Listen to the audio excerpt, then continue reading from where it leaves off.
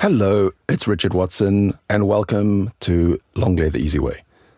Today, I'd like to talk about an idea that comes up a lot with my students. I hear it probably every week. People tell me, it's so hard to learn English, or it's so hard to learn a language. There are a couple of ways we can think about that. In some ways, of course, it's difficult to learn a language. There's a lot of time and effort that needs to be invested in a language.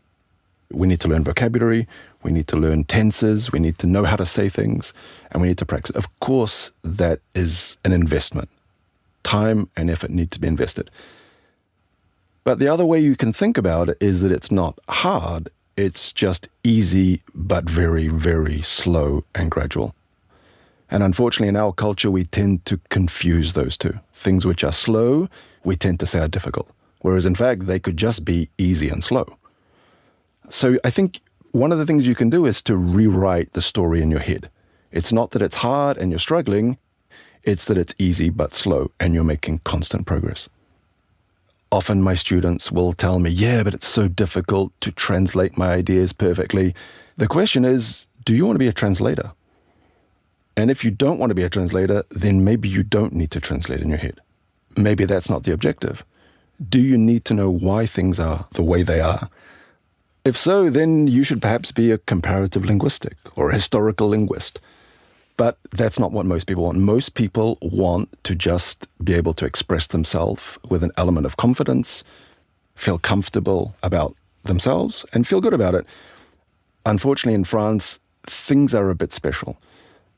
Many times in the past, I've had friends who wanted to speak English with me during a dinner or during a party, and they came and spoke to me in English when there was no real need, because I speak French.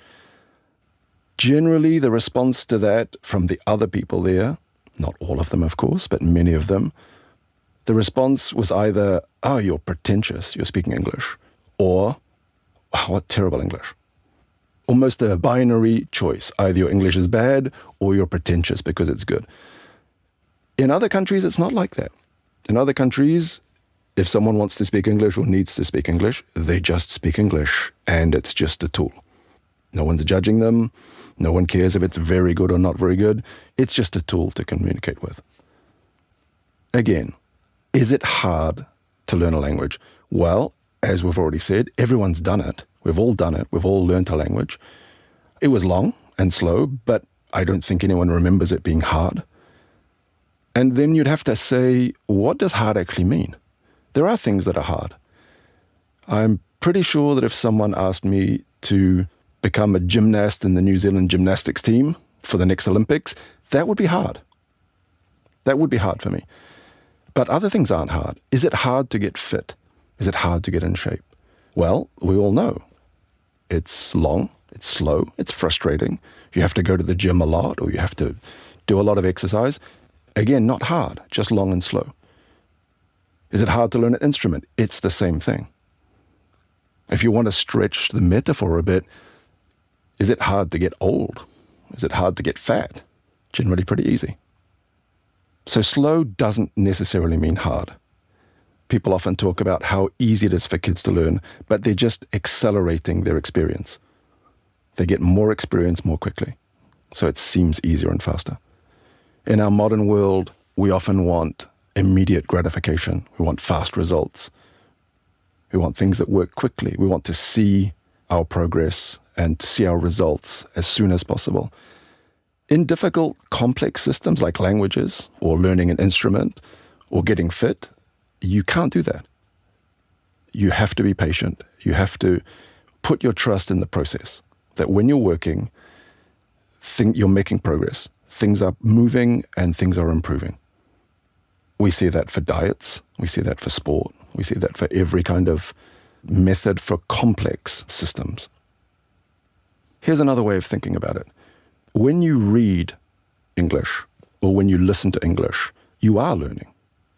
Even if you don't understand everything, you are learning. I can guarantee from my own experience that listening to something that you don't understand does not mean that your brain has turned itself off. It's the opposite. Your brain is actively trying to make connections, trying to understand things. Whether you understand or not, you're in that situation and you're learning.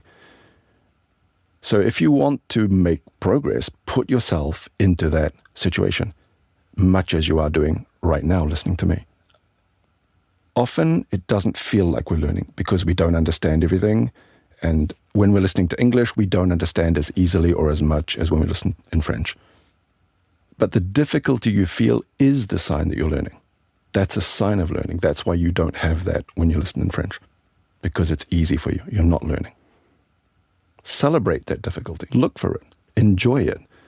And if you really take my advice and listen to the same podcast 2, 3, 4, 5 times until you understand everything, you really can celebrate it.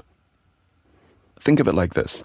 When you go to the gym, if you have sore muscles the next day, that's probably a sign that you did something that was worthwhile. If you don't feel that, maybe it was too easy. It's like starting to learn to play the guitar. The next day your fingers are sore. That's a sign that you're working and improving and learning. It's the right type of work. It's what you need. I'd put it even this way. Think of anything that you're good at. I guarantee that involved time and practice. And so basically we're talking about consistency. So make a decision. Go back and listen to this again. Go and read it. Get onto it. And I'll see you back here next time. Remember, don't forget to subscribe, and I'll see you next time.